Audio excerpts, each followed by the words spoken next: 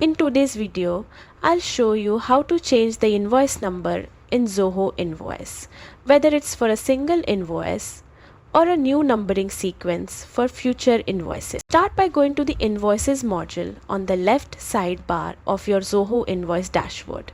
Click the plus new button to create a new invoice.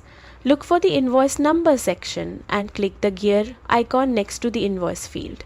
A pop-up will appear where you can edit the prefix, for example, changing invoice 23 to invoice 24 for the new year or a new project. Once you've made your changes, click Save. This updates the current invoice number and also applies it to invoices created during that session. Keep in mind, if you want a permanent numbering sequence, you may need to adjust settings in your invoice numbering preferences. And that's it. With these simple steps, you can customize your invoice numbers in Zoho Invoice, keeping your records organized and consistent. Thanks for watching and happy invoicing.